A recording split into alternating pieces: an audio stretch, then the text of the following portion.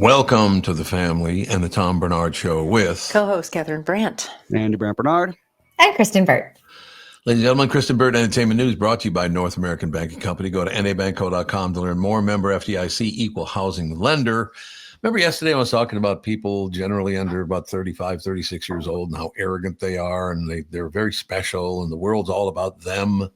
Mm-hmm. Catherine just read something to me. I can't even believe it. What would you do that? Oh, Gail King went on this. How old is Gail King? Much older than 30. 60-something. She's 60-something? So she's fitting right in with the 35-year-old. Her Gail quote on King her... is 70. 70. Oh. There you go. On her 11-minute space tour, I'm so proud of me.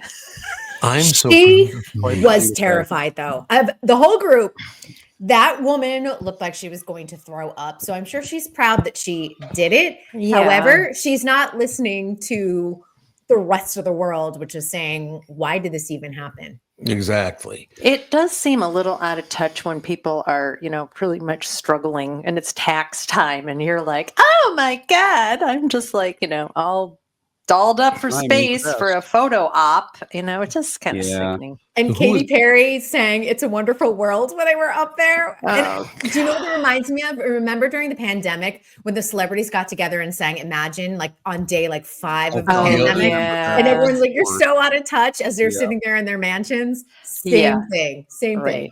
I'm sure they didn't give their staff any time off. So who is Gail King? Is that Oprah's buddy or something? Oprah's best friend and the anchor of CBS Mornings. Oh, that's what. No wonder I don't know, because I've been working in the morning for my whole life. Yeah, I've never watched morning television. It's always pretty dreadful. But I want you to know that Andy and I were checking the numbers, and the numbers are popping up nicely. So thank you to all our new listeners and the ones that have stayed with us the whole time. And I want you to know that I'm so proud of me. That's what I want you to let everybody know. How can you even say something like, I'm so proud of me? The sad thing, once again, for women is, space has been a very serious thing. Yeah. It's a serious, it's engineering, it's science, it's all kinds of things. It's very expensive.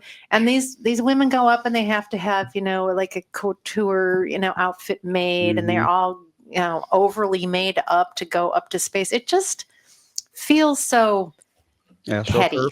Yeah, it's just kind of gross in a way. Yeah, they're talking about it's a step for female empowerment. I'm like, but it's not, because you're not astronauts, even though they were calling themselves astronauts. I'm like, no, you didn't go through the NASA space program for years and study in college and get a master's degree, all of that. That is, you were able to afford a ticket to buy a seat and go. And, it is. And then you have Jeff Bezos there in his spacesuit, seeing off his fiance. And I'm like, there's Jeff Bezos cosplaying an astronaut too. And that's where I get into this weird, Elon and Jeff Bezos and Mark Zuckerberg, all these weird billionaire egos. I find it very strange. They're incredibly arrogant people. And by the way, half of them stole their idea to make the money from somebody else. Right. Well, that's true. I just love that. I mean, what's interesting to me is you mentioned Elon. There was very little coverage when SpaceX went up and rescued abandoned astronauts. I mean, there was very little coverage, and this is getting tons of coverage. It just doesn't make any sense. And that's why I'm like, there's going to be a weird space fight between Jeff and Elon. You just watch it, because it's the billionaire ego is going to fight it out. And it's a weird time. It's a very weird time. And, Mark Zuckerberg right now has that trial going on, whether he has to sell off WhatsApp and Instagram because he's a monopoly with the FTC. Very strange times of how this is all going to play out. Yeah. I saw on the news this morning, Elon Musk got some kind of problem or something, some legal problem, or no, somebody's always trying to sue him. He's a multi-billionaire. His legal team, any billionaire, their legal team probably just works full time. Yeah, 100% of the time. Yeah, they probably spend $500 million a year in legal fees. I wouldn't doubt. I bet they do. So basically, if you're successful and I don't like you, I'm going to sue you. Is that the plan? Probably. Pretty much. There's money to be made, because oftentimes you settle a situation just to make it go away so you don't spend more money on legal bills. Right. I have a question for you. So I got fired from KQRS. They then reported to the public that I retired, which was a flat out lie. I never even thought of suing them for that. I suppose I should have. I told you to sue him. I probably should have. That's what everybody does now. Everybody sues everybody. Yeah. An employment lawyer might have tackled it. Ageism. Yeah. Yeah. Well, telling people you're retired when you're not, they knew I didn't retire. Why? And it did hurt this podcast. There is no question about that because everybody thought that I quit, that I retired. Yeah, because the narrative's out there. Their narrative became the standard of like what that news report was. And by the way, everybody else got fired, got some compensation. I didn't get a dime. No I made them, I don't how many billions of dollars, Catherine? I have no idea. I mean, it's huge money, but because I wouldn't, suck up to their ideals and whatever. It's just unbelievable. Unbelievable. But I don't know. I'm not the kind of guy who can just sit and say, you know what? I'm going to sue you if you do this, that. I wouldn't do something like what they did. So even acknowledging what they did, I don't even want to be involved in that. Just leave me alone. Go away. Yeah, you have to decide whether it's worth, because going through any legal case is exhausting emotionally. That's true. And you have to decide whether it's worth your time, or is it better spent with your grandkids and, enjoying not having to get up at 3 a.m. Well, but it also, to me, it worked out because there's proof there is a God, because they have a 0 rating. They have no listeners to that show, or the whole station now, I guess. It doesn't help when you shut down the entire station and reconfigure really everything. Stupid. Well, again, it's just arrogant. Well, first of all, I don't even know what his title was when I was there. We're just an arrogant little prick. Oh God, was he arrogant? Had no idea what he was talking about, but boy, he was convinced he knew everything. Well, they turned it over to him. Look what he did. Destroyed the place. I don't get it. I don't understand that at all. But radio is never going to be what it was. No, you were so lucky to live through that incredible time period of just when radio was really exciting, because I remember like running home from school and like being super excited to turn on the radio and listen. Like that is and you knew who your DJs were, your radio personalities. They were famous, whether it was Minneapolis or Boston, whatever city you grew up in. I barely listened to radio my whole life, and I could still name numerous local DJs. That's because you knew all of them. That's probably why. Well, because they were all friends of mine. Well, I mean, look, people talked about him. To this day, Ross Brendel's going to be on the show later on today. He's a radio guy. Tomorrow, Meat Sauce is going to be on. Paul Lambert's going to be on. He's a radio guy. I mean, I still love radio. But I think about this though. So you had Casey Kasem, he did his top 40, and then Ryan Seacrest took that over, and he's Gen X. Who is the millennial and or Gen Z voice of, like, let's say top 40 radio now? Yeah, it's going to be tough. I can't name someone, to be honest. No, that's true. No, there's nobody left. You're absolutely right about that. But it was, local television news is the same thing. Television news from a local standpoint is in big trouble. And they got lots of talent. They do a great job covering local stories. I still watch the local news wherever I am, but it is suffering mightily because everybody just watches the national news. That's it. We do pretty well in Los Angeles because we run news almost, I wouldn't say 24/7, but probably 12 hours a day. They're able to do it on a couple of the stations here. Wow. But we have low speed chases. They call them high speed chases, but let's be honest, it's traffic. So they're about 30 miles an hour. But we do have those, the wildfires. Obviously, we're an incident. Yesterday, there was a big earthquake in San Diego that we felt here in Los Angeles. So we have situations that require a lot of reporters on the ground. One thing I will say for the youth of America, it's probably a good thing there is no radio anymore, because almost every person, other than about 3 or 4, every person I worked with is dead. And they all died very young. Being a disc jockey was very challenging because everybody wants to get back in the day, not anymore, but everybody wants to be your buddy, and they buy you drinks, and then you do this and you smoke pot with this. And then, they're all. It was the pile of Coke era too. Yeah. Oh, that's as Andy just pointed out, pile of Coke. Yeah. When they bring the tray over. Never cared for cocaine because I was never sure what it actually really was. Well, that's the problem with all drugs. What's that? You said you got no kick from cocaine? I got no kick from cocaine's exactly right. Well, no, thank you. Yeah, you're record days were more of the cocaine era, where everybody was just doing piles of coke in the industry. The greatest thing about that was I didn't have to do cocaine or give people cocaine because we had the Beatles. So you can do whatever you want. I don't give a rat's ass. Good luck to you. It's like my brother, he was always in sales, and he's like, these people come into town and they wanted to go to the strip clubs and do all this stuff. He's like, I'm not doing that, but here's, $3,000. Enjoy your night. Yeah. Goodbye. Yeah. That is about because they just expect it. They were like, you either do this or we're not going to sign with you. It's sad. All right. Now that we've gone through the destruction of the entire industry, except for podcasting and national television, it is kind of weird though when you turn on the television. There's no channel to turn anymore. What do you mean? Well, the channel. You don't do the dial. Dial. You don't do the dial anymore. It's been I don't know the last time I touched forever. The dial. In the 80s. I mean, because even in the 80s, you had a remote. Yeah. Absolutely. You had a remote. Well, I still have Channel 5 Eyewitness News on my Roku because you can still get them, but you have to look for them to get them. Mm-hmm. They're not your local news stations do not pop up on Roku. They just don't. You can get them on Roku, but you have to find them yourself. Yeah, I think Hulu carries the local news stations. Is that what it is? I think it depends on what type of service you have. So if Roku is just, you can go to CBS and then it'll have the major cities, local news. But then if you have Hulu Live, then you will get your local stations. Okay. But I don't have Hulu Live. So if I want to see my local stations, I either have to go on my laptop or I'd have to go on Roku and then seek out the station I want to watch. Right. But some of the problem with Roku with the local stations is they'll just give you like little headlines, just a short little story, and they'll just keep repeating it. I don't know if that's on.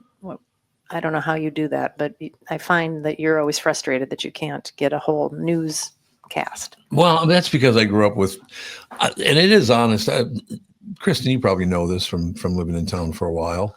Minneapolis, St. Paul is one of the greater news markets in the entire country because of people like Dave Moore and the Majors brothers. And, they were very, very good at their job.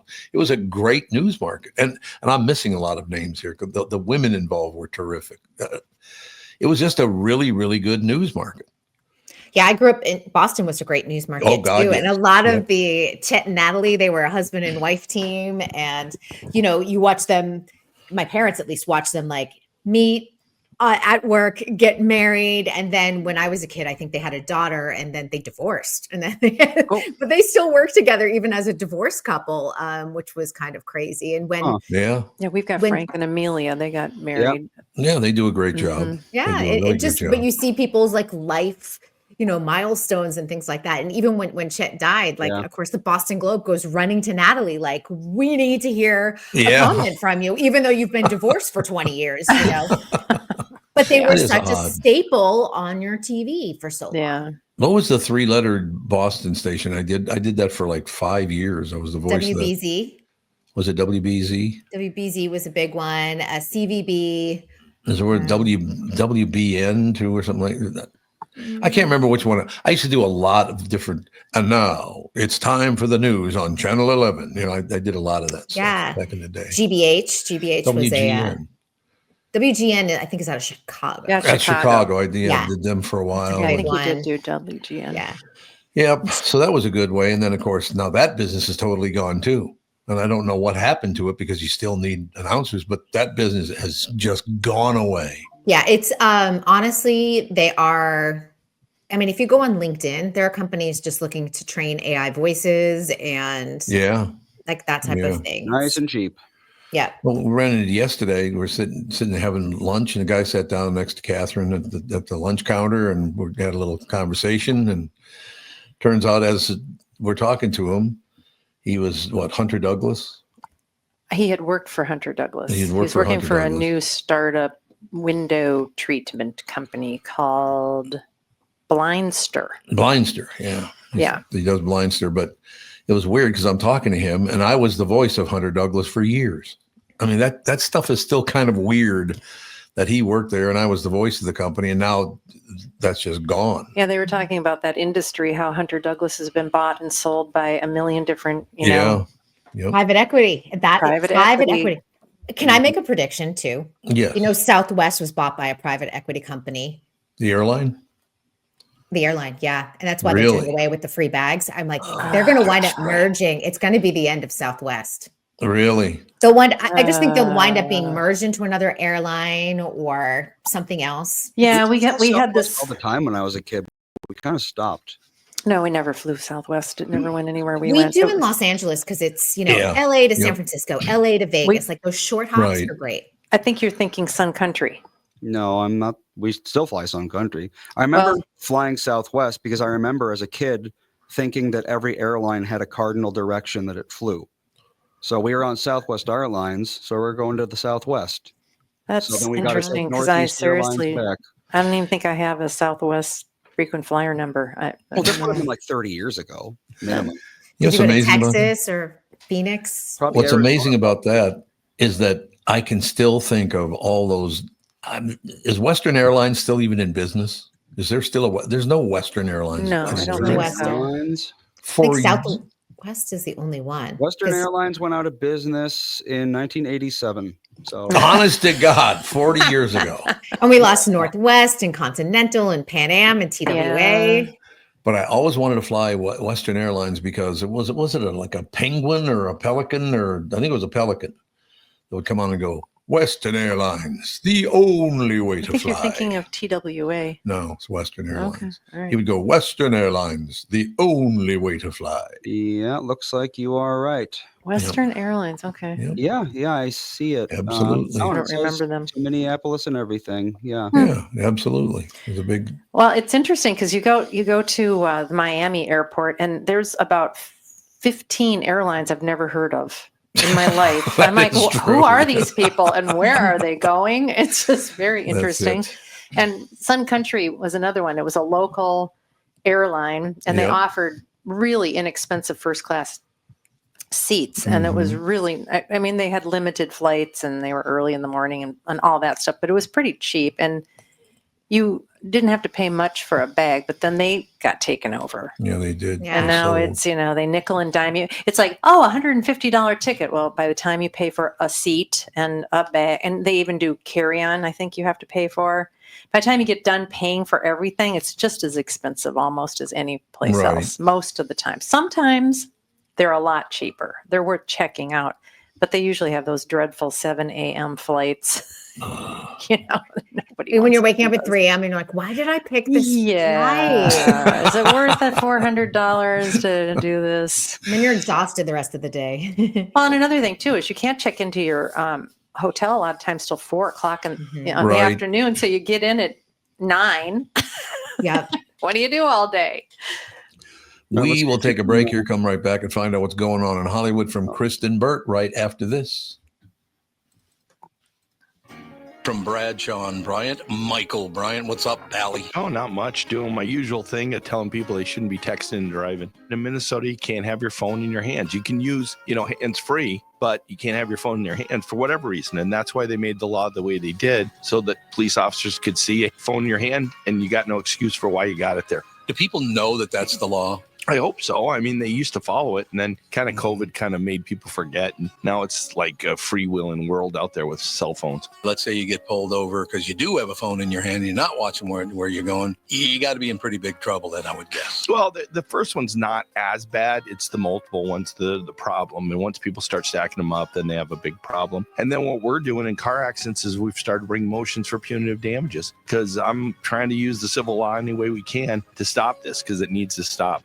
Whenever I'd had any problems in my life, who was that I called again? It was like an MB, something like that. Bradshaw and Bryant. Does thinking about retirement make you uncomfortable? Sometimes the anxiety from wondering if you've saved enough can be overwhelming. But what if I told you that you could ease those tensions in just 48 minutes? My guy, Josh Arnold, Mr. Money Talk, can sit down with you, get you on the right track for your financial future. Josh has navigated it all when it comes to uncertain market and economic conditions. Pizza. What is that? Bravissimo. Western Airlines, the only way to fly. In the middle of the commercial, you're going to run it? I didn't mean to do that yet, but there you go. You pressed the wrong Let me button. start this over again. Thank you. Does thinking about retirement make you uncomfortable? Sometimes the anxiety of wondering if you've saved enough can be overwhelming. But what if I told you could ease these tensions in just 48 minutes? My guy, Josh Arnold, Mr. Money Talk, can sit down with you and get you on the right track for your financial future. Josh has navigated it all when it comes to uncertain market and economic conditions, and he'll always provide straight talk. And I'm trying to avoid going, never sugar-coated advice, like in that commercial, on how to reach the finish line with your retirement goals. Don't let your financial worries give you an ulcer or keep you from calling Josh right now. He's my guy. His 48-minute no-obligation consultation could be just what you need to feel better about your future. Call Josh today at 952-925-5608. Set up your free 48-minute no-obligation consultation. That's 952-925-5608. Investment services offered by Josh Arnold Investment Consultant, LLC Security Investment Advisor. Past performance is no guarantee of future results. All investments involve risk. All comments and opinions of Josh Arnold's and do not constitute investment advice, and I am a paid endorser.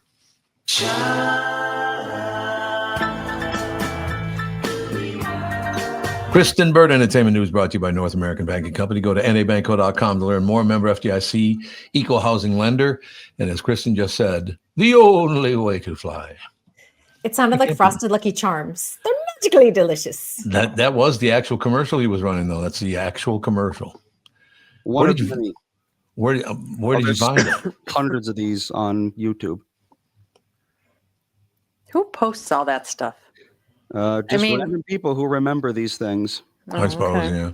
Yeah, when they're able to find it, sometimes people have it on an old recording somewhere, old VHS tape or something, but you make a lot of money if you start posting nostalgic commercials, and then you can monetize your YouTube or TikTok account. Well, this Western Airlines one has 138,000 views, so I mean, oh my God. I don't know how much on that, you're going to make a bit of money. How many do you have to make before you start monetizing? I mean, how many followers and how many people have to view something? I mean, you hear somebody, their video went viral, but then you never hear about it again. It's like, did they make a ton of money off that? Did they make nothing? Because to be in the creator program at TikTok, you have to have 10,000 followers and at least 100,000 views per month. And then I believe YouTube, to start monetizing your account, you have to have 1,000 subscribers.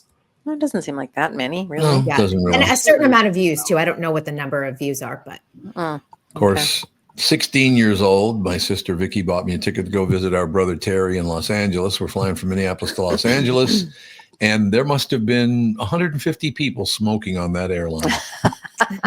Oh my God, was it smoking? I can't imagine how gross that must have been. It was horrible. The entire plane was filled with smoke. It's one thing I never lived through is smoking on airplanes, thankfully. I don't remember it. Well, and then they put everybody who smoked in the back of the airplane, but it was a capsule, so the air's going to come your way anyway. What's the difference? Yeah, when you were like in the line between like the smoking and non-smoking section, you're like, what? I might as well be in smoking for all it's Might as well. Well, remember, smoking sections in restaurants. Oh, yeah. What difference did it make? It made if no somebody difference. at the table next to you was smoking up the storm, it was like, it's still all over the place. Yep. When I was in college, we had an outdoor cafe in New York, and only a quarter of your tables were allowed to be smoking. The rest of it had to be a non-smoking section. And being New York City, of course, it's a very international city. We'd have a lot of people come from Europe and they're like, but you are outside. Why are there only 2 tables that are, smoking tables? And you just couldn't, like, it's the law, what we can't. Oh, they would get so mad. It is what it is. Well, why do you have to smoke during a meal? Well, that's the question. Your cigarette salad. Very common in a lot of places. By coincidence, I was watching an episode of Alfred Hitchcock this morning, and Betty Davis was on there. Wow. And she was smoking a cigarette the whole time. And then she smiled. Her teeth were horrible. Yeah. I mean, Betty Davis, you would think she would have Really? had, her teeth were just all crooked and dark. And Weren't they capping those back in those days too? Well, this is probably the early to mid 50s, so maybe not. We're in the veneers era too, so we're starting to lose our sense of like what teeth look like. That is very true, isn't it? It's very true. Know. She was a hell of an actress. I mean, she had her own way. Don't get me wrong. So I can see how some people wouldn't like her, but she always talked like this, very up and down. That's how she talked. Very practiced. Yeah, that continental sort of. Very practiced. No question about it. So, Kristen, anything good going on? What should I be watching now? That's what I want to know. Yeah, well, there's a lot of good stuff. Did you watch John Hamm's. Well, you were away this weekend. So John Hamm's show on Apple TV Plus, Your I've Friends not and seen it. Neighbors. I haven't hit that up yet. Yeah, I think you guys should hit that one. Continuing Hacks. I don't think you are up to date on Hacks, are you? No, we weren't. No, Mm-mm. no. That is so good. And the one thing I love about Hacks is that each season is really strong. It's not a show that has gone downhill in quality. Oh, Well, okay. that's good. So yeah, Jean Smart is probably one of the best actresses working right now. And Hannah Einbinder, Mhm. who is, plays off of her. And you have two completely different generations, and they are a comedy team. They're amazing as a comedy team. And Hannah Einbinder, for people who don't know, is Lorraine Newman's daughter, one of the original SNL cast members. I did not know that. Yeah. Hannah Einbinder sounds like a maid for Hitler. It's a nice name. Where's Hannah Einbinder? Tell her to clean up the kitchen. It does. Would you work for Adolf? What the hell? No, she is a delightful comedian No, that's good. in her 20s. She's young. So Okay, I'll have to keep you have an to eye catch on up on Hacks. That's a good one. And for anyone looking for Dark and Twisted, this is the final season of Handmaid's Tale. Oh yeah. Yeah, Still high quality, but I am tormenting myself with it, to be honest. But it's a really good show. Elizabeth Moss is. I watched a lot myself. of those. Last season, I was just like, I'm just done with this. It's just too dark and terrible, and I'm just sick of it.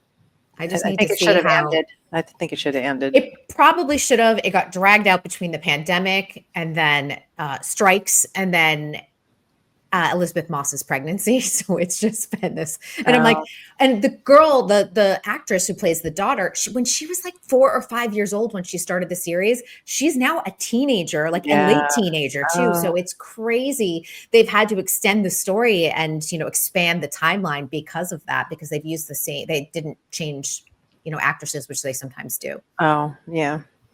Yeah, no question about that. Yeah. One thing as we were talking about watching TV shows and doing all the rest of it, I noticed something this morning, and I never even thought about this before, but I was watching an episode of Cops, because Cops is on like 10 different channels. It's on every channel out there. I mean, Bad Boys, that one? Yep, that one. Exactly. Which is in my head all day long because you play I can tell you that what generation I'm from, because the last several episodes I've watched, I didn't recognize one person on there, because when I watched it when I was a young kid, I would see guys that I knew get arrested on that show. Mm-hmm. a lot of Jacksonville, Florida for some reason. Jacksonville, Florida, and Minneapolis, St. Paul was on there a lot too back in the day. And they go, "Oh, there's Bill, my old neighbor." Hauled off on television by the cops. And I'm walking the dog, and I go, "Bad dog, what you gonna do when they come for you?" And Jude's like, "No, yes, make it stop." I have an update on the Gene Hackman case. Did you see this? Oh no! Oh no! Oh geez. Okay, so they went in, and TMZ got the health report. The place was infested with rats. Not their main home, but they had different buildings. There were about 8 buildings altogether on the property: garages, sheds, guest house, that type of thing. And they said that there was an infestation going on, nests, droppings, sightings of the rats, and there were live traps on the property. So clearly the family was aware that they had an infestation going on, but that is likely where Betsy got hantavirus. Yeah. Oh, I suppose. Did you guys ever have to live through that? Rats? No. We had field mice in Dayton. I lived in New York City. I mean, some places filled with rats. Yeah. I remember when I was about probably 16. So my brother Todd would have been about 10 or 11. And I woke up and I looked over at him, and there was a rat sitting on his chest, staring into his face. But he was asleep. So I didn't bother to. I went over and shooed it away, but I didn't make any noise. But it was literally this far from his face. It was looking right in the eye. It's dangerous. Yeah. They're so infested with everything. There was this girl on TikTok, and she's like, "I have a mouse in my house," and she shows this huge rat peering out from underneath her oven, and everyone in the comments is like, "Hate to tell you, girl, that is a rat, Not a mouse." And if there's one, there's friends Many running around. rats. Yeah. Yes. Well, what happened was in that neighborhood, and I won't say which neighborhood it was because it's not rat infested anymore. But one of the neighborhoods I lived in 3-4 different houses on the same 2 blocks, as a matter of fact. But they burned a house down because it was so decrepit and rat infested, but they didn't kill the rats first. So when they burned the house down, the rats just went into everybody else's house. Thanks. Just thanks a lot there, officers. My friend had that problem in Los Angeles. Their neighbors had a stagnant pool, like just old pool water. They probably had something wrong with the pool, hadn't fixed it. And they were having rats come into their backyard. And it was awful. They had to seal up all these holes in their house. It was terrible. Yeah, that's awful. Not good. Yeah, having rats around is not a great thing. There's no question about it. I know you walk around the city and you see all those black boxes, with the what it is in there.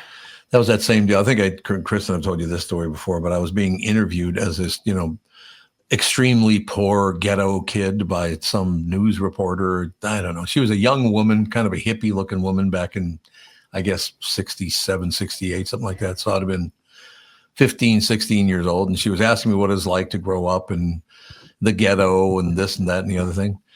And I never brought it up to her, but as I was talking to her, the whole time I was talking to her, there was a rat sitting on the top of the couch right behind her. She never did notice. To this day, she doesn't, I'm sure, even know it was there. But I thought, well, I tell her, but I don't think that's a good idea. Because, she might freak out and lean back or something, then the rat could bite her. But yeah, I'll never forget that. Yeah. Are they that bold, or they'll just come up and bite you? Yeah, they don't come up and bite you, but they come up and look. Well, I suppose if there's a reason to bite you, they would. They'll come through toilets, pipes. So when you live in New York City, like there's a thing, even in luxury buildings, like if you're going away, let's say you're going on a 2-week vacation, you would cover your drains so that roaches or like rats won't come up. Yeah. God, that's terrible, isn't it? I mean, think about that. That's not good news. New York City living. It really is. Yeah. We love New York, but we lived on the 18th floor or something? I don't know. The last time we were there and I saw there was this hot dog stand and he's like making a hot dog for somebody. And I look over and there's a grate and there's just, I don't even know, 1 million cockroaches coming out of it. I don't know why. But I was just like, I don't know if I can stand this anymore. I know. It's so gross. It's so horrifying. It is but gross. Then at the same time, New York is like the greatest city and you have amazing food and people and culture. And it's just, you take the good with the bad in New York City. Yeah. Look who's getting you out on time today after you spent an extra 5 minutes with us yesterday. It was wonderful to have you on. And we'll talk to you again tomorrow. See y'all tomorrow. Bye, guys. Bye. Thank you very much. Kristen Bird, Entertainment News, brought to you by North American Banking Company. Go to nabankco.com to learn more. Member FDIC, equal housing lender. Be right back in a couple of minutes. Another special guest coming up next, right after this. I'm talking with my friends Michael Bilski and Brad Huckle of North American Banking Company. Guys, business owners have had to deal with a lot over the last few years, haven't they? They sure have, Tommy. We pride ourselves on being able to help our customers with the challenges they face. Our business bankers are experts and are always ready to help our customers capitalize on opportunities and solve problems. Loan decisions come quickly because they're made here in the Twin Cities and not shipped out of state like at some of the national banks in town. This allows our customers to expand their businesses with confidence, knowing that they have our team of experts in their corner. Okay, so now you give me this big thing at the end. Way to go. Well, you are the professional. Oh, I forgot. Look, I know Brad and Mike, and I trust them with my banking. They've personally delivered on everything they've just said, so why not bank with my banker? North American Banking Company, a better banking experience, member FDIC, equal housing lender. Does thinking about retirement make you uncomfortable? Sometimes the anxiety for wondering if you saved enough can be overwhelming. But what if I told you that you could ease those tensions in just 48 minutes? My guy, Josh Arnold, Mr. Money Talk, can sit down with you and get you on the right track for your financial future. Josh has navigated it all when it comes to uncertain market and economic conditions, and he'll always provide straight talk. Never sugar-coated advice on how to reach the finish line with your retirement goals. Don't let your financial worries give you an ulcer or keep you from calling Josh right now. His 48-minute no-obligation consultation could be just what you need to feel better about your future. Call Josh today at 952-925-5608. Set up your free 48-minute no-obligation consultation. That's 952-925-5608. Investment services offered by Josh Arnold Investment Consultant, LLC Security Investment Advisor. Past performance is no guarantee of future results. All investments must involve risk. You know that. All comments and opinions of Josh Reynolds do not constitute investment advice. I am a paid endorser.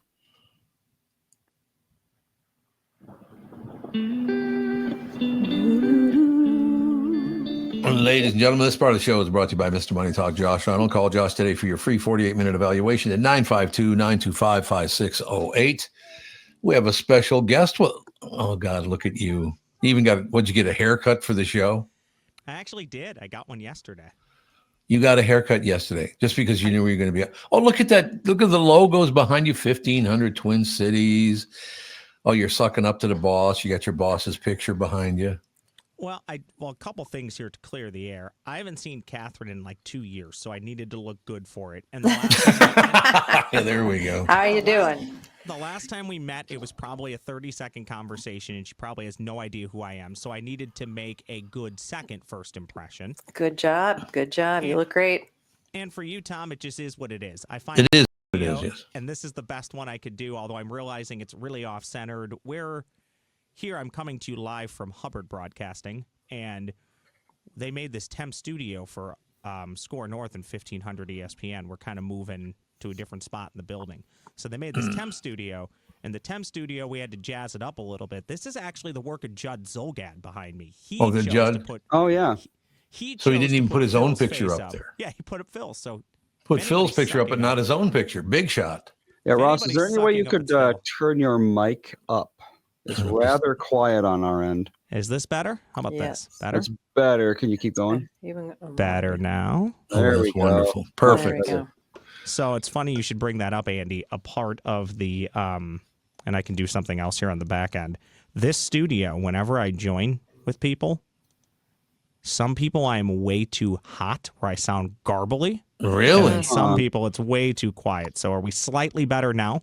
Oh, yeah, it sounds really good now. Pretty good now. Awesome. So where is that studio? So this studio, Tom, if you remember the original, I don't want to say original. I can only speak to what it looked like in the early 2000s through now. The KSTP Talk Studio, kind of where Jeannie used to have an office and Dan Seaman currently does. Oh, yeah, okay. This is down the hall from that on the right-hand side. A lot of inside Hubbard Broadcasting talk for people who will never see this building, so apologies for that. The reason it's important is I walked as an 18-year-old boy, and that studio doesn't even exist anymore. I think they tore it down completely because the PD's office was, you'd walk through this door, PD's office to the left at that time was Chuck Knapp.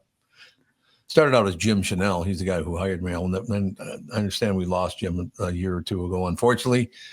But as an 18-year-old boy, he hired me. And that 1500 KSTP studio was very, very important for me. Yeah. But I will tell you one thing. There were 3 cart machines above to run the commercials and all that. They were up above the console. And I guess, I don't know what they ever did with the piece of equipment, but maybe they kept it around or whatever. But somebody said something to me, and I have to remember I was 18 years old. And they said something to me, and I threw a punch, missed them, and hit the machine and put a huge dent in it. You were going to punch somebody at work. I was, yes. Well, I was only 18. Wow. I was Catherine, I feel like you're still doing work every day to make him a reformed gentleman. You think that's what it is? Yep, I try. Now, Ross, tell us about your show, because I'm going to be on your show tomorrow, correct? Yeah, so I do a side hustle here that the Hubbard family, Dan and Phil, have allowed me to keep. When I was unemployed during COVID, I started my own little podcast where about once a week, I check in with a bunch of different people, some people I've never met before. Maybe I've exchanged messages with them on social media and such, but it's called Minnesota Sports Chat. Very clever name. Generally, for half of it, I talk to people about current event sports, and then the other half is just tearing it up, asking random questions. And Tom will be a fun guest because we can talk about his role into bringing a winner into this town with a World Series championship. So I'm looking forward to talking about that. It's Minnesota Sports Chat, just like everybody else. I just hopped into YouTube. Believe it or not, I still do very well on the audio downloads because that's where it started. It was audio only, but YouTube is one of the fastest growing search engines, basically, for podcasts it is now. So much like everybody else, I've jumped into there. You know, some do really well, some not as well as others. But Tom, you know how this goes.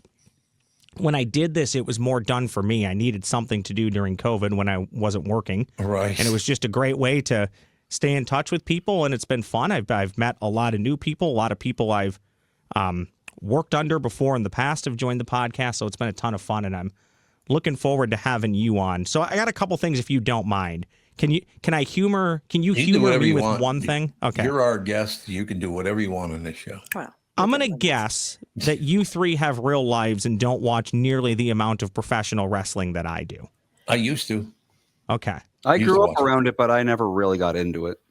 Okay. So for there's me, a professional wrestling stopped existing after like the Hulk Hogan era. Okay. Maybe like Undertaker, that sort of thing. But okay, you guys will remember this name. Catherine, what's your wrestling background? Watching other people watch it. Okay, that's good. But so we have to mention one thing that sure. Also, and our son Andy, our daughter Alex, and Catherine were around Hawk and Animal, the professional wrestling team, like 3 times a week. They'd either come over, they'd come on to the podcast. What does that start, Andy? Like 14 years ago or something? This podcast, 13 in September. 13 in September. Wow. So yeah, Hawk and Animal would come on all the time, and I'd be doing this with them and that, and then they'd be on the KQ morning show with me constantly. So Catherine, one of the great wrestling stories, Ross, at not the current site of it, but the original site of what's the name of that restaurant again? Manny's? Yeah, Manny's, right. Manny's. Mm-hmm. The original site of Manny's, which was on 13th and Nicholas. It was in that hotel right there in Loring Park. The Hyatt, yeah. Yeah. The Hyatt Hotel. And Hawk and Catherine got into an argument about something. It was barely an argument. It was enough of an argument where Hawk reaches into his pocket, because he used to carry a sock full of coins with him.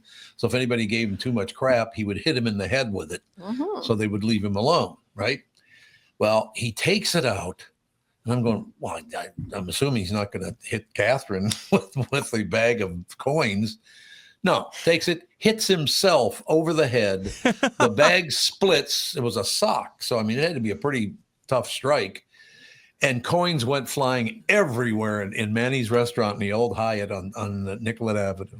Do you know what? Once a wrestler, always a wrestler, right? They are always I think so. More than half that business is not just the athletic skill that it takes to do that. I'm a nerd about this. It's a bit of an art form.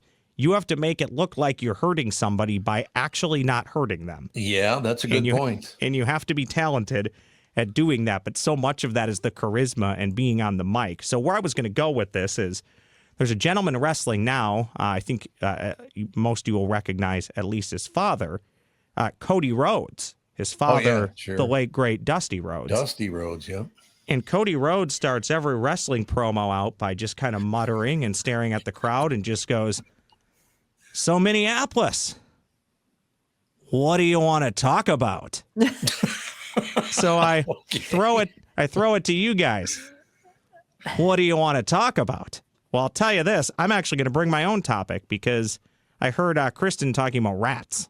Yes. Okay, so I'm going to tell a story that's going to make everybody squeamish, and then I'll give you a few sports stories and get out of your way, okay? Is that okay? Sure. No, I don't want you to go too early. We got to get the most out of you. Okay. All right. Well, you tell me when to go. I got another 48 minutes at Perfect. max. Okay. So here we go. I'm going years ago. I'm going to, I say years ago. It's probably 20 years ago. I'm at Brown College. And I can't remember if I was living at home or if I was just going to see my father. But I'm driving home one day on 494. And this is not a rat story. This is a mouse story. And the night before, I remember it was fall. It was cold because I distinctly made the decision. I've always been an old soul. I'm probably 19 years old. I had a bag of Reasons in the car. Okay. And I left the Reasons on the front passenger seat. Oh, God. So next morning, I get into the car and realize the bag of Reasons is on the floor. And I'm like, oh, that's odd. Maybe I bumped them. But exactly. It struck me as odd right away. So then I'm driving down to Brown. So I must have been living at home. Okay, I'm driving to Brown that day, and I reach in and I grab a Reason. What every 18, 19-year-old does, you eat a Reason for breakfast. And I look, it's got like little bites on it. Oh. Which I didn't really know at the time, but I said, I think that might be a mouse bite. So I didn't eat them. Well, that's good. Yeah, so then you fast forward about 4 hours that day, right? And I'm driving down the road. I got my hand on the armrest, got the windows down, thinking I'm cool. I'm probably 18, 19. And I look over. There's a little mouse just standing on its back legs in the cup holder. As I'm cruising on down the road. So I get home, and my dad happens to be home, and I run in, and I go, Dad, there's a mouse in my car. And if you know anything about me, I don't care what other people's stuff looks like. If I go to your house and it's cluttered and dirty, I don't care. Right. But my house and my car is immaculate. I'm a modern day Danny Tanner from Full House. I clean all the time. Okay, I clean all the time. I keep 2 hours open every Wednesday or Thursday to clean my entire place top to bottom. I'm that much of a nerd about cleaning. So my dad goes, there's no way you have mice in your car. I've always been this way. I said, no, they're in there. Or it's in there. So we go outside. Yeah. He starts tearing apart my car, right? And he goes, where's your spare tire at? I go, it's under the back seat. Pops takes off the back seat. Guess what's there? Yeah. Oh, God. It's a mom and a bunch of baby mice. Oh. And the baby mice are so young. They look like little piglets. They don't even have fur yet, okay? Oh, sure. And my father, bless his heart, I love him, heart of gold, won't kill anything. So what does he decide to do? He goes back into the garage. He gets a tongs. And he starts grabbing the baby mice and the mom, puts them in a cup, walks them across the street, dumps them in the field, and I kid you not, I'll clean it up, sure as bleep, within 30 seconds, here comes mom across the street, baby in mouth, back up the tire and into the car. Well, she needs a nest. You can't just dump babies; they'll die. She was not giving up that residency easily. So nice, cushy and dry. They're my gosh. leaving. At the time, so frustrating, but we're also like laughing in anger because it's so funny. So he then drove them out, and I know he didn't kill them. He won't kill anything. He probably drove them about a mile outside of town and left them. Okay, so now I promise this will wrap up soon. Fast forward a year, I graduate from Brown College, okay, Tom? And I go out to the lovely town of Winner, South Dakota. Anybody familiar with where Winner, South Dakota is? Yep. I don't. Winner sits on basically the border of south central South Dakota and north central Nebraska. It is literally, and I say this kindly, it is the middle of nowhere. Okay. To get to like Winner, south border in the center of the state. Yep. Correct. It's quite literally near nothing. To get there, you have to drive through the rolling hills of South Dakota for about 45 minutes off of Highway 90. Mm-hmm. So it's beautiful, beautiful town, beautiful people. I love it more. This sounds bad. In the time when you're 20, 21 years old, tough place to be. Yeah. Looking back on it now, it was great. I wish I would have enjoyed it more in the time. Sure. But anyways, one day I wake up, I get into my car, it's a hot day, and I go, oh, it smells awful. I think that's mice. Because once you know the smell, you know the smell. They have a right? stink. Yep. Everyone who lives in the country knows the smell of mice. And then they know. So the other mice are like, oh, another mouse used to be here. I guess I can come on in. So here's where the story gets pretty funny. I start setting traps in the car, and now I'm like, I don't care if I gotta kill you, I'll kill you. So I start setting the traps where at least you don't have to see them, right? Yeah. Right. So set a trap in there. A couple of days later, it's now like 100 degrees. I get in the car, and I'm in the car for a split second, and I'm like, did somebody murder somebody and leave the body in my car? Dead mice. Well, you did, yes. Mm-hmm. Yeah, I did. And here's the thing. Live mice, I'll be honest, don't really bug me. Dead mice, that's a problem. Okay. So I get all the way to work, and I was working with a buddy. His name's Ben Schwartz. Shout out to Ben. Good guy. He's back in Nebraska doing work. I made him grab this dead mouse contraption out of the back of my car. And just think of this. This is middle of nowhere, South Dakota. Say what you want about religion or not. These are Bible-believing, church-going people. You're right. Youth group is getting out of church. Ben is fishing the dead mice out of my car, telling me to, quote, get the F over here. It's your effing car. Meanwhile, this poor youth group is coming out. And again, I am dying, right? Dying of laughter. I should not be laughing at this, but he is dropping every which word this poor youth group should never have to hear, all because I have mice in my car. Long story short, I learned Febreze and dryer sheets helps. So if you're having the same issue. Yeah, it's a repellent, yeah. Bill in the chat says peppermint oil keeps mice out of your car. So see, this is a lifestyle show, Tom. I don't know if you know this, but you are teaching people about life every day. Peppermint oil. That's what I love about it, as a matter of fact. I can tell you peppermint oil repels cats, that's for sure. Oh, does it? Does it? Oh, we have a cat, and yeah, you put a peppermint anywhere near her, she will leave the room. Huh. Where does one acquire peppermint oil? Anywhere. You can get them at Cub these days, essential oils. Yeah. Mm-hmm. Okay. They're all over the place. Any pharmacy, any You still have a mouse problem there, Ross? No, where do you get that stuff? Here's what I can tell you. I was having peppermint ice cream last night. Not the same effect. The cat would lick it right off the bowl if she could. Oh, yeah, that's different. Anything's got little milk or cream in it. Yeah, a little dairy. Andy, bless his heart, he used to be my mouse removal guy. I, in my infinite wisdom, decided to feed the birds out in the country. And we soon had a million mice in the house afterwards. So I had to set the traps, and Andy had to pull them out of there because you're right. There's something about a dead mouse. I just can't. Corpses, I mean, like, you associate them with disease, that sort of thing. It's a natural response to not want to be near a corpse, even if it's not a human, even if it's not a mammal. Well, I trapped one down in the barn one time in the little house that was next to the barn. Yep. And we went away on vacation. Oh no. And I came back, and that smell. Oh, it's awful. It's still in my nose. Honestly, for those watching on YouTube, that smell lives right here. It does. And when you smell it again, it's the recall. You know exactly what it is. It's funny you should. Here's the thing though, this is great. So here's another random name shout out from my past. I had a junior high teacher in 7th grade. Her name was Mrs. Molitor. And yes, in some way, shape, or form, she was related to MLB Hall of Famer Paul Molitor and St. Paul great. I don't remember. She was married, or she was in the family somehow. I think it was maybe her brother-in-law. But anyways, that has nothing to do with the story. There was a kid who was mentioning, and I'll never remember who the kid was, but he was saying, "Oh, there's mice in our house," because this science class you had mice, snakes, gerbils, everything, and he was talking about we have mice in our house. Well, 7th grade kids are awful, and one kid's like, "Oh, you have mice in your house. Oh, your family's dirty." And the teacher goes, I'll make up his name. "Hey, John, where do you live?" "Oh, we live such and such." "Do you have 4 walls and a roof?" "Yeah." "Okay, you have mice." You either have mice and know it, or you have mice and don't know it, because they get into everything. Mm-hmm.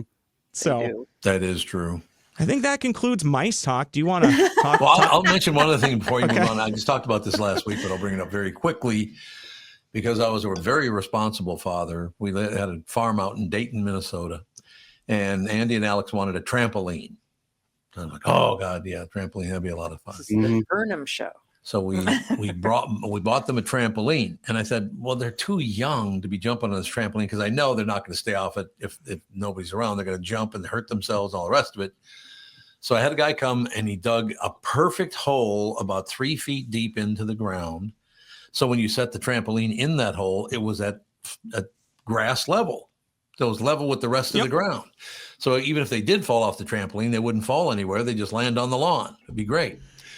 One problem with that, though, living on a farm by the Crow River, was right on the Crow River. There was a problem because apparently that black tarp on top of that you jump on a trampoline really heats up that area beneath the trampoline in that 3-foot deep hole that I had dug. Little solar field.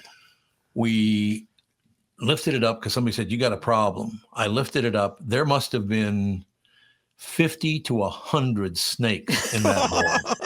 I will never forget that. But they got rid of the mice, so it all worked out. They got rid of the mice.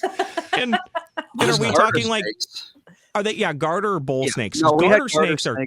They were garter snakes. I think Okay. they will eat a baby mouse, though. They will. I They think will. if they're big They'll eat enough, I anything. think they can. Yeah, they're terrified of people, though. Yeah, no, They we- always say, "Oh, snakes are terrified of people." Yeah, but they might be so terrified they can kill you. At least a Right. garter snake Right. will go the other way. Garter snake you can pick up. It's not going to do anything. It can't do anything. Well, even if they Nasty bite you, looking, they can't do anything. Yeah, nasty. we had garter snakes all over the place out there. I stopped being afraid of snakes by the time I was like 8 years old because it was just like, oh, there's a snake. Okay, one more snake story, I guess. As long as we're going with this. Remember, we put in this little waterfall in the backyard. Yes. We had Put the in the whole waterfall. backyard landscaped. Oh my gosh, we're going to have a water feature. We're going to be so fancy. A screened-in swimming pool, as a matter of fact. Yes, we really What do you went think of nuts out that? there. And anyway, so we've got this beautiful little tiny waterfall with a little pool at the end, and we decide we're going to put goldfish in there. So we go to the store, we get the goldfish, we put them in there, and as I'm washing the dishes, looking out the window at my beautiful little waterfall, there's a garter snake eating The goldfish. Thanks for the snack. Eating the goldfish. I'm like, we certainly live in the country, don't we? No, we You know didn't. what? Nature always wins, right? It has its way. Whether That's it's a in good species or weather, it always wins. Yep. Nature was here long before us, and it will likely be here long after us, right? Ross, can you do 10 more minutes or you have to go? No, I can do 10 more minutes. Yeah, we're good. 10 more? Okay, how do Yep. people get a hold of you if they want to reach out to you? Yeah, so if you're just looking to learn more about me or hear more about me, at the Ross Brendel, and I guess what we're affectionately calling X these days. That's where I'm the most, I guess, active. You can also find the podcast, Minnesota Sports Chat, on YouTube. That's separate, though. My real work is I just do a lot of stuff, as you know, Tom, behind the scenes here at Hubbard, and also some on-air work with our Timberwolves podcast once a week. I hop on with Phil and Kyle Teige and quiz them on random Minnesota Timberwolves during the Vikings season. I hop on a podcast and talk Minnesota Vikings football and just do whatever Phil and Dan Seaman tell me to do here for Score North. So the main job is Score North. The fun job this job's fun too. That sounded wrong. The side hustle that I've just continued through unemployment and now is Minnesota Sports Chat, where I get to talk to fun people like yourself.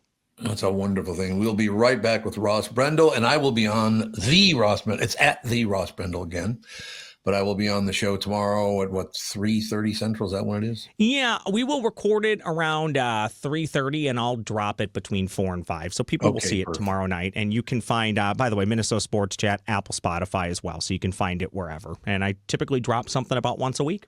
Magnificent. Be right back in just a few seconds. Right after this, more with Ross Brendel. Why should your business bank with North American Banking Company? Here's Brian Thiel, president of Abrasives of St. Paul. What I like best about North American Banking Company is the small town feel with great products and very good service. And I love the people. I would definitely recommend North American to other business owners. A lot of banks I could choose from, and North American Banking Company is the one. So why not bank where I bank? With my friends at North American Banking Company. Go to nabanco.com to learn more. That's nabanco.com, or stop by any one of their 6 Twin Cities locations. Member FDIC, equal housing lender.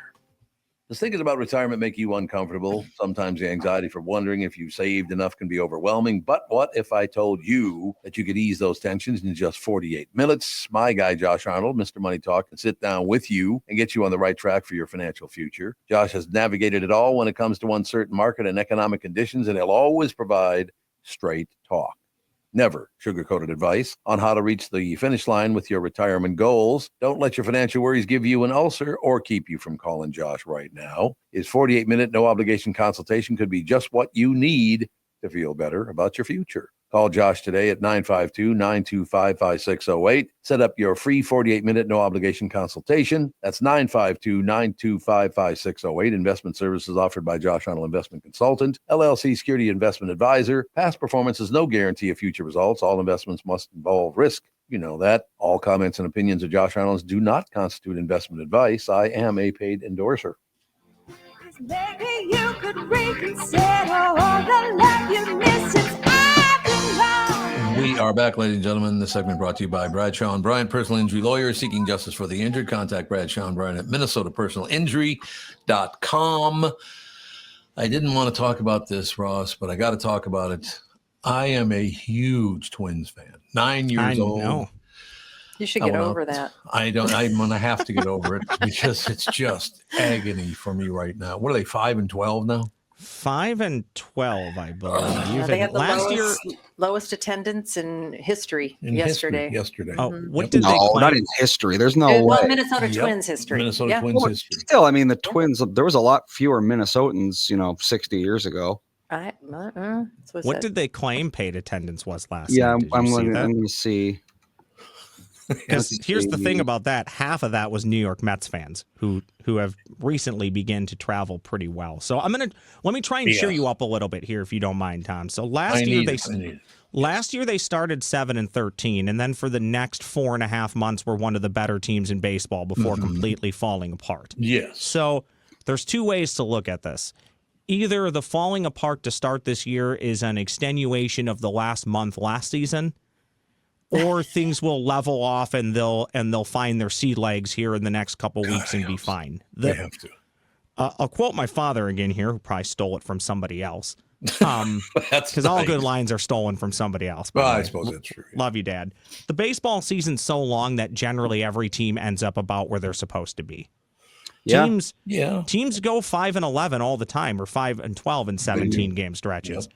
The problem for the Twins right now is there's nothing to compare that to. The only thing to really compare it to is September of last year. Right. So I think we need to get through this month and just see where they're at, probably a little bit into May, before deciding if this truly is going to be a historically bad Twins team. And it might be. I'm starting to think I might be wrong. I thought this team would be pretty good. It's possible that they're just not very good. So the attendance was 10,000 people, which is the lowest since they moved out of the Metrodome. It has been, it's at least 16 years, the lowest attendance. So, I mean, that's pretty bad. A pretty decent amount of time to be. And look, there's a couple things at play. It was a crappy weather night, but attendance, aside from maybe the Saturday game last weekend, their attendance has been pretty poor all season so far. And I know it's still early. But there's a lot of things working against them. Fan sentiment around the team, as I'm sure you're well aware, Tom, is not great. People don't like the owners. The owners are trying to sell. Right. You win a playoff series or a playoff game for the first time in 19 tries. You win a wild card series. You compete in the next round of the playoffs. And then you almost announce immediately we're cutting payroll. So fans were not happy about that. No. Then again, last year you're playing well. You're in a good position. MLB trade deadline is always July 31st or August 1st. What do most teams do that are playing well? Pick somebody up. They try and get more players to help them win. Twins basically didn't do that. They completely stood pat, other than letting one bad reliever go and then filling his spot with another journeyman reliever. They didn't do anything to really make the team better. So now you have a year and a half of not really doing anything to try and make the team better. You have ownership that's probably not committed in the team anymore because they're trying to sell. And you can't convince me, even though players are pretty far removed from ownership in the front office, at least that's what they'll tell you, you can't convince me that doesn't have a trickle-down effect. Because I'm not saying that this Twins team is going to win a World Series. I've never believed that, but I thought they were good enough to make the playoffs. Right. In theory, when you look at this roster, they have good ball players. They're not all great, but there are good players on this team. Yep. So to be 5.5 games out of first place when we've barely played 3 weeks, it's a little baffling. But I will say, you still have what? 4, 8, 12, 16, 21 weeks of the season left.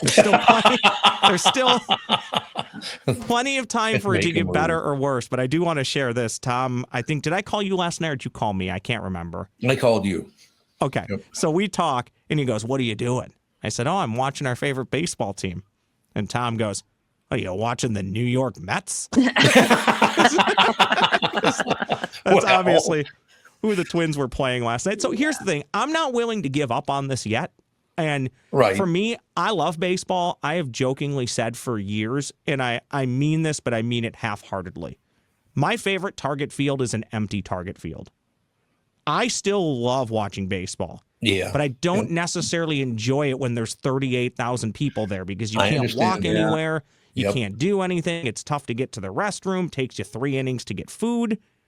Well, at least when they're bad, if you still enjoy going to the ballpark, if there's only 8 to 10,000 people there, it's a lot easier to get around and do things. That is a Minnesota perspective right there. But the cause and the symptom to that, though, Catherine, likely means, oh, the team's not very good. And I don't want that either because, sports are just sports. It's a distraction from real life. And I realize I largely make most of my living off of sports. I'm fortunate to do so. But at the end of the day, it doesn't really matter. They're distractions. No. But here's what does matter. People in and around Target Field have businesses that are dependent on foot traffic. Right. If you're hoping for 25 to 35,000 people a night, 82 times a year, and now you're only getting 10,000, that starts to affect people. Mm-hmm. And then it also affects employees who work for the team that aren't the Pohlad family. They're not in the front office. They're not sitting on cushy, posh jobs. A lot of people are doing these jobs because they need them. Well, if you don't need as many people working the concession stands, that's less money that those people are making and taking home to their families. So I'm not blaming the Pohlad family for that. Plenty of people spend money on their teams, and guess what? The teams still suck. You have to spend your money wisely and know how to build a team. So spending money doesn't always equate to winning, but it does, in theory, make things easier. So bottom line, I'm not giving up on the season yet, Tom. No, but with each passing game like last night, I said this last year and a couple of years ago when the Twins struck out at a historic rate. Like that, literally at one point they were striking out 15 times a game, which is darn near impossible. There's only 27 outs.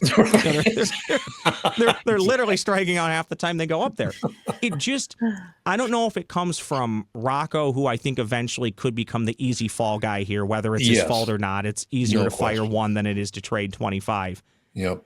This lineup at times just seems like they're just going through the motions. There's no real approach to what they're trying to do. This is a dumb thing to say, but it doesn't even look like they're having fun. It literally looks like hard work to them. And as a fan, you can see that on TV. So I don't know where we go from here other than all it takes in baseball is one game. You win one game, you feel better. You show up tomorrow, you win 2 in a row. And look, I just said this. The Twins are 5-12 at this moment. At some point, the team that they're chasing is probably going to go 5-12 too. So when they go 5-12, what do you do? So we'll see. Don't give up yet, Tom. But I'm telling you, I'm close to giving up. But you can still enjoy it. Baseball in the summer, even if your team is bad. And sorry to go on this long diatribe. No, baseball, I like it. I like it. Baseball is Americana. That is. No sport is intertwined into American history quite like baseball. You have your hot dog, you have your beer. You think of all the presidents who threw out first pitches. Was it Taft that started the first pitch? I think so. I think that's right. I think it might have been Taft. I think it was right. Yep. But it really is a beautiful game, and it saddens me that they've done some things to try and get the younger folks than me. For perspective here, I'm 38 and a half. Most 25-year-olds, unless they go to a baseball game, will never watch it. There's no true. And you can see a part of what's hurting the Twins, and you can look around all of Major League Baseball, is attendance is just down for a lot of franchises. Mm-hmm. And that's because the younger folk, they're not quite into the game as maybe all of us were growing up, and that's something that Major League Baseball is working to address. Very true. Maybe they need to start being a little bit splashier of a showman like the NBA. Well, there's something to be said for that. Yeah. There really is. And one thing that baseball struggled with in the last handful of years until Shohei Ohtani came over from Japan, their biggest superstar was Mike Trout. And I love Mike Trout, but I put Mike Trout in the Joe Mauer comparison. At one point, Joe Mauer was maybe quietly the face of baseball, but you really do kind of need the face of baseball and all the sports to be charismatic, outgoing, to a degree, kind of gregarious characters. And I would never ask Joe Mauer to change who he is. He's a world-class human being. So is Mike Trout. But they're not people that you naturally gravitate towards to. And by the way, Mike Trout plays for the Anaheim, California, whatever we're calling them, Angels. 66% of his games start at 9 or 10 o'clock for the Central and East Coast. So nobody can watch him. And then now Shohei Ohtani, it's a little bit different because he's in LA, but they start late too. So you kind of need some American-born players to hopefully jazz it up a little bit. But a part of it, too, is the gameplay. They've done a lot of things to try and speed up the game, but they still have games that are taking 3+ hours. And I don't love soccer, I'll be honest about that, but I do appreciate it. The MLS, you go to a Minnesota United game, you're out in 2 hours and 10 minutes. Yeah, that's very true. I go to a Twins game, even with the sped up pace of play, still could take 3.5 hours. That's a long time. That's a long commitment for a lot of people, especially. I'm a firm believer. Sorry, Catherine. I'm a ranter, as most people know. We like ranters. There is no reason a weeknight Twins baseball game even needs to start at 6:40. Start those things at 6:05 or 6:10. Yeah, nobody cares if they miss a few innings. Correct. Right. And let, at the end of the day, maybe let a young boy or young girl who is an aspiring athlete watch the end of the game and see how cool it is when your team wins and what they go through. And let that happen maybe around 8:30 versus 10 o'clock. Mm-hmm. And or how about a drone show? Something. They got to do something. Exactly. Well, how about this? Fireworks after every game. Instead of a handful of times a year, fireworks after every game. Laser show, something. Instead of walk-up music, should the batters walk up with like pyrotechnics? There you go. Yeah. Just cannons going off. Yeah, it's funny because we all like to think we have the answers for how to fix it, but nobody really does. I mean, I don't know what more baseball can try that they haven't already done. I will say this, though. I'm the have your cake and eat it too kind of guy. There's some things that baseball has done that I'll never get behind. I'm okay with like the relievers now have to face at least 3 batters. I'm fine with that. I'm good with that. I didn't think I would be, but I'm fine with it. There's still a lot of strategy involved. Well, if he's a lefty specialist, when do we bring him in? Because they have a righty in the middle of those 2 lefties. There's still some strategy. I like the pitch clock. That's helped. The thing that drives me crazy because it has diametrically changed the game. We played the game the same way for 150 years. Then all of a sudden we decided in the 10th inning, we're going to stick a runner at second base. And if you're the home team, more often than not, you're going to win because you have the last at bat. And I just do not like that. It skews stats.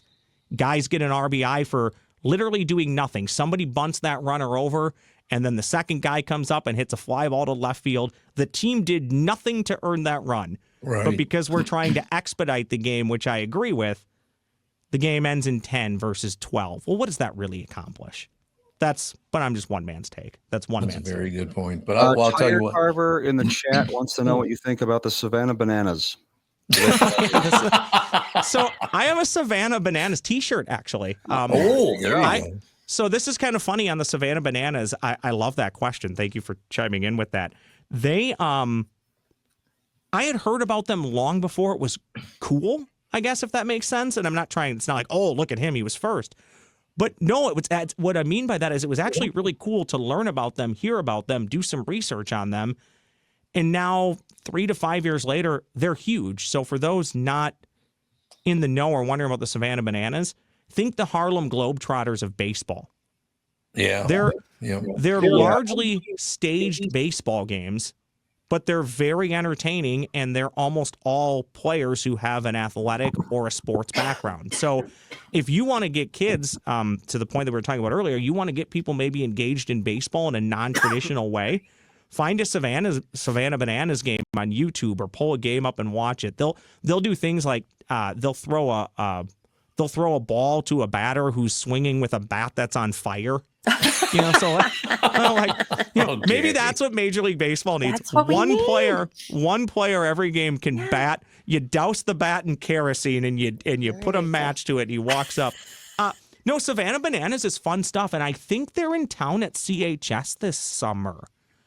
Or maybe they already have been. I think they're doing a game at CHS Field. So for those who want to learn more, Savannah Bananas, just Google them. Yeah, it's great. It's also a great logo.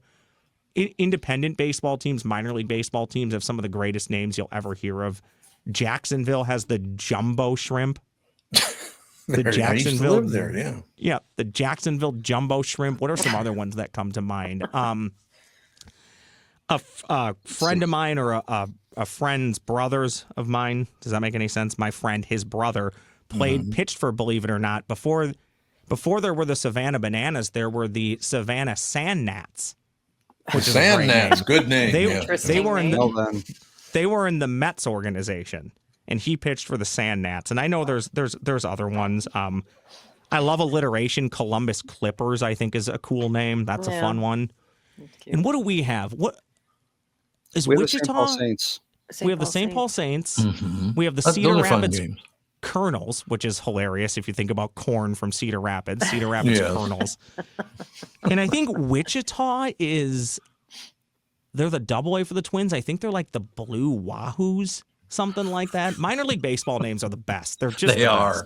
They're just the best. How about the Lehigh Valley Iron Pigs? There's the Toledo Mud Hens. Toledo Mud Hens. That was a Twins organization, wasn't it? At one time. The St. Paul Saints. I don't know. That's a good question. I don't know about that. The St. Paul Saints, before they were the Twins AAA affiliate, they were an independent team, which was basically players who at one point were in the minor leagues, maybe even were in the majors, and they were trying to work their way back. Just stay in for the love of the game, get back in with the team, and who knows, maybe you'll be back in the majors. They played a couple teams and won. Well, the Sioux Falls Canaries, that's an all-time great name. The Sioux Falls Canaries in Sioux Falls play at a stadium they affectionately call the Birdcage. Oh, I love that. But the Saints played the Laredo Lemurs. And that was always, anytime the Laredo Lemurs were in town, I'm like, I need to see that team. Well, Bill Murray owned part of that team at one time. Yeah, he doesn't anymore, I don't think. He did for the longest time. There's a couple of great Bill Murray bobbleheads. So hope Yes, I didn't there bore are, everybody indeed. with mice and No. As a baseball matter of talk. fact, But the whole time you were talking, I was thinking, we got to get you a sponsor and have you on at least once a week, man. I love this. This is again, you just gave me a couple of memories here. I know you got to get going, and we'll get going. We're still good. You got 14 minutes of my time until you really have to boot me. So I've talked about this before. I'm a huge Twins fan because David Anderson, I went to St. Joe's with him when I was a kid, and his father took David and me to a Twins game the very first year. They were a club. And I remember walking in, from North Minneapolis, not the best neighborhood in the Twin Cities, but I walked into that stadium. I looked around and I thought, my God, this is like heaven. Because it was just that time of day when the lights were just coming up and the field is just beautifully mowed and the stands. I had never been in a baseball stadium before in my life.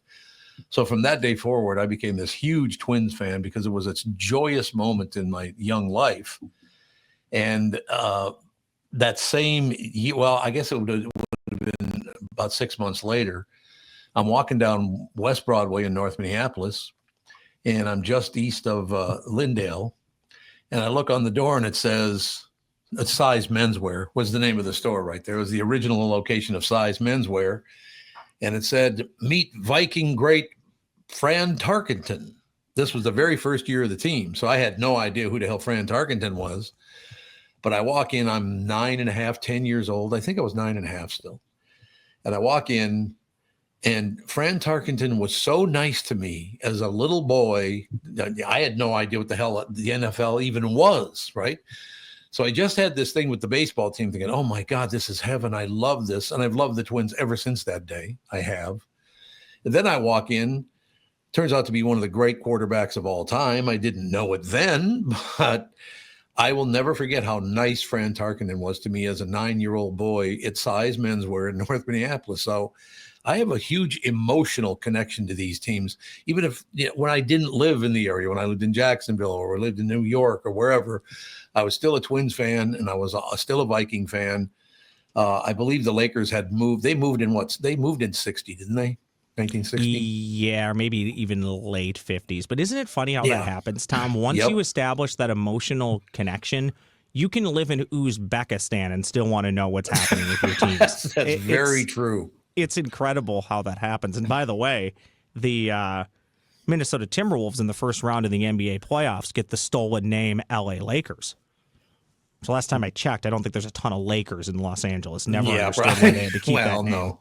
They have what is that kind of lake thing in the middle of it? It's some kind of, I don't know. I've been in Los Angeles in years. We used to go out there quite a bit back in the day, but I haven't been out there in years now. But no, that's the thing, Ross. And I'm very serious. I got to talk you into coming on once a week and doing a segment because this is like, I love talking sports like this because I can tell you love the teams like I do.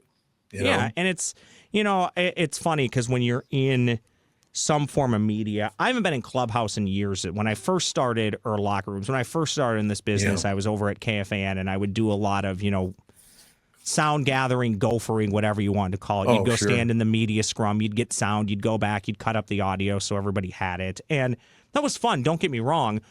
But the longer you do it, in a weird way, you kind of become jaded by it. And a couple things come to mind.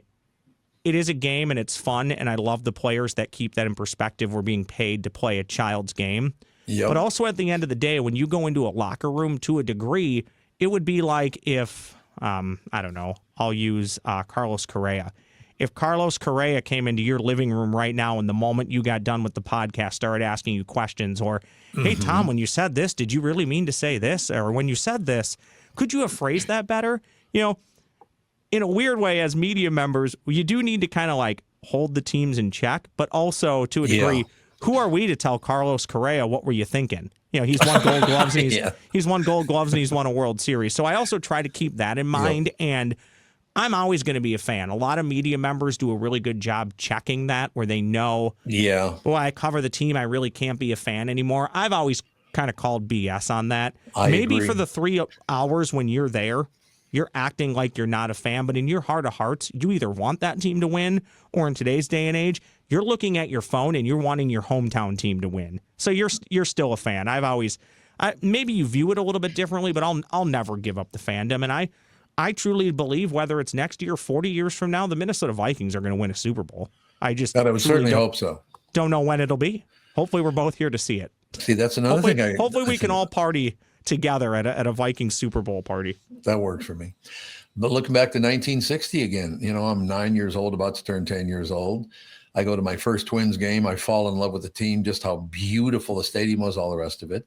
I run into Fran Tarkenton, who could not have been nicer to a 9-year-old boy. Maybe I was 10 by that time, but I think I was still 9. So I was a huge Fran Tarkenton fan. And then I see he's one of the greats of all time. One other thing happened that year. The University of Minnesota Gophers were national champions in football. So I got reeled in at 10 years old to sports. I just did.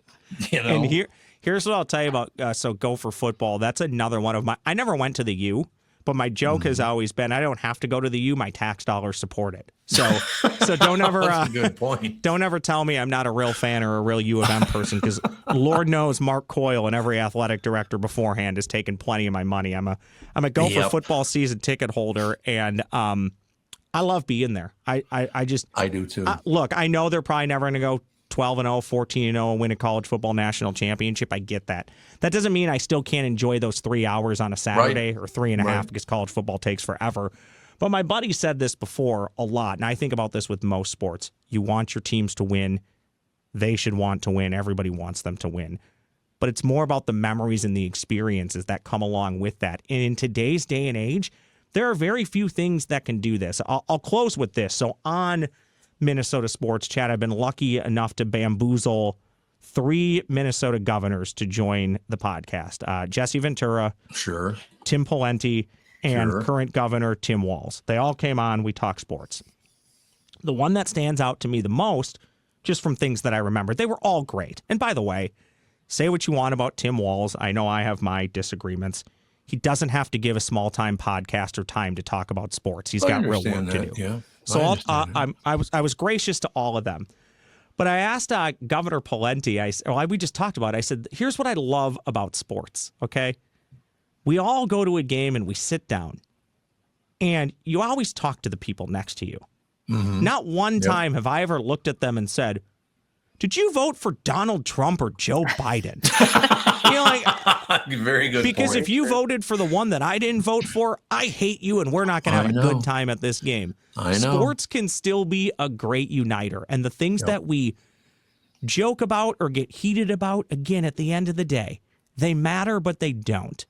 Just enjoy the ride of the sport. But yeah, I'll just always think of that. That's the one thing that I still think is beautiful about any one of the sports. And when you're watching a Minnesota team, it's all Minnesotans cheering for the team. Doesn't matter of your economic background, your where you were born, where you come from. You're all legitimately in with the same thing. And I love that about sports. Well, it's kind of what happened to me because that period I'm talking about, my father was in an institution because he had, mental difficulties and all the rest of it. So he was institutionalized when I was at that age. And to go and be able to cheer about something with other people and be happy about something that somebody else did. Amen. Changed my life forever. The Minnesota Twins changed my life forever. I felt like I was part of the team for the first time in my whole life. It's true. Okay, so this is very last thing, then I promise I'm done. Okay. What do you remember about the 65 World Series? Because to this day, I mean, three World Series championships sound so much more than two, okay? Yeah, it does. That's true. And if it wasn't for Sandy Koufax and Don Drysdale, the Minnesota Twins would have 3 World Series championships. But, oh, by the way, if you're going to lose a World Series after leading it 3-2, losing to Sandy Koufax and Don Drysdale, there's not a ton of shame in that. Not the worst. But also, I do think about that all the time. Think about you remember it vividly. I remember the second one pretty well, but not super great because I was young. But just think about it. It's only one more. But doesn't 3 sound like a whole heck of a lot more than 2? Yes, there's no question. And I remember how crushed I was because I had just become a fan like I said, 5 years earlier. But Sandy Koufax is one of the greats of all time. And Don Drysdale too, obviously. But we were watching some of the greats. I mean, Harmon Killebrew. I still love the fact that Rod Carew would hit a double, then move over to third base. He'd take this huge lead off of third base. And one of the guys in the booth would say, one of these days it's going to happen. Here lies the body of Rod Carew, lined to left by Killebrew.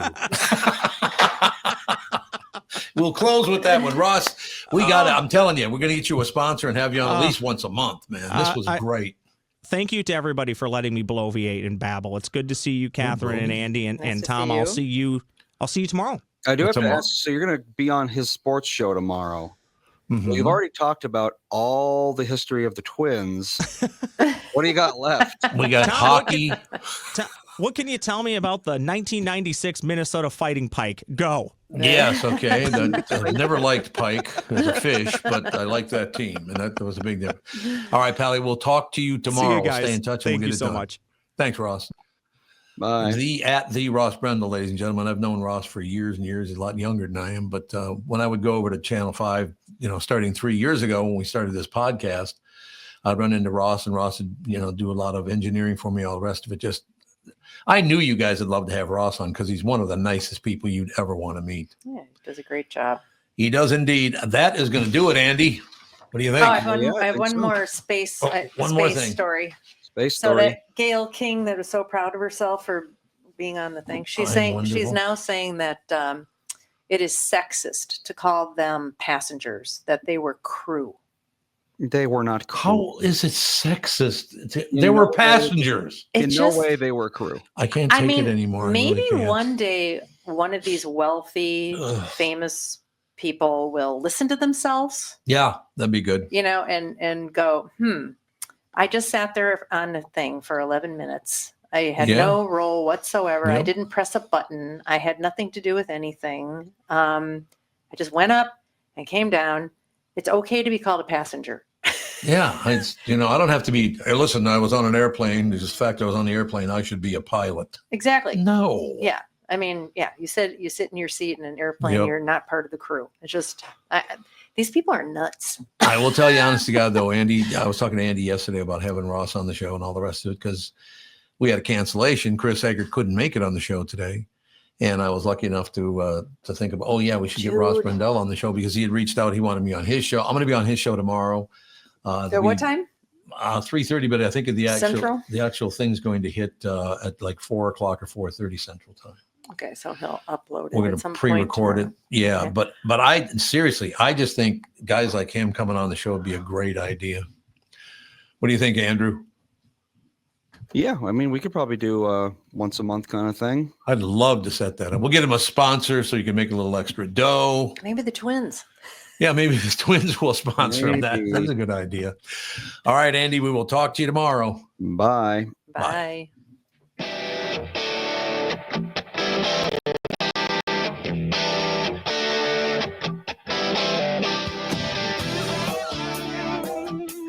Got